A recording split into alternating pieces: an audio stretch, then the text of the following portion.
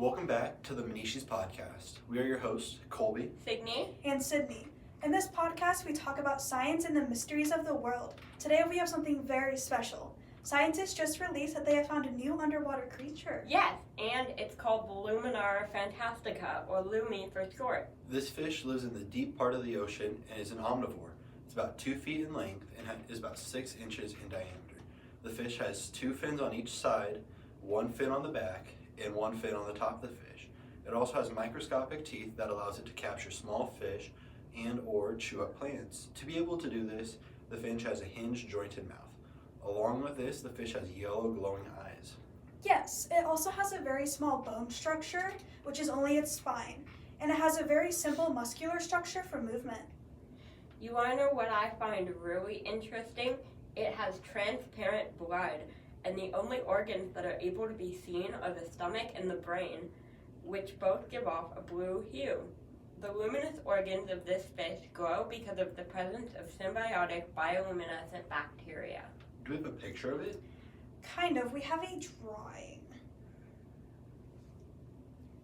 That's so cool. Very much.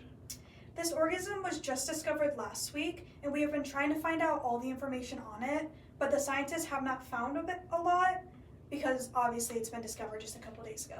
Another really interesting thing about Lumi is that it has transparent skin and that its fins are blue and have luminescent properties to them.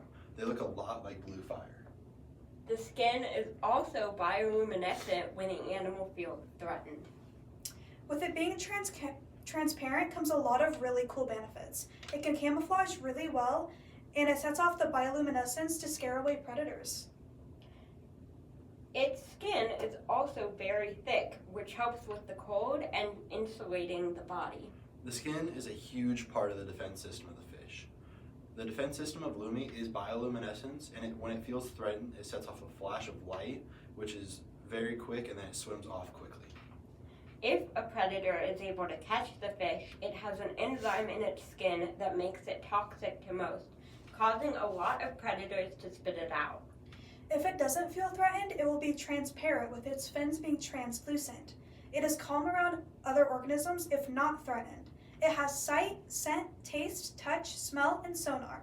This fish is also colorblind, and this causes it to have a hard time seeing other organisms. Lumi uses its mouth to take in oxygen-rich water, which is then filtered out through its gills, pushing the water and carbon dioxide out of the mouth, bringing oxygen into the bloodstream. Yes, it also has an anus on the back of the fish under the tail, where it releases waste products. The developmental process of Lumi is very interesting as well. Even though it lives in the mid to deep ocean, it swims all the way down to the ocean floor and to lay its eggs. The mother lays its eggs near a heated source on the seafloor, staying near them to protect them until they hatch. When the fish hatch, they start as a tiny version of the adult and only take about 6 months to grow into a full-grown adult fish. This means they undergo a process of incomplete metamorphosis. One disadvantage is that the eggs must be laid in a heat source, and the mother must stay near. It does not have to go through periods of time where it is vulnerable because it is changing forms, which is putating, which is an advantage. The female has ovaries that produce the eggs. Then she lays them near a heat source, and a male comes and fertilizes the eggs. But this is not by chance.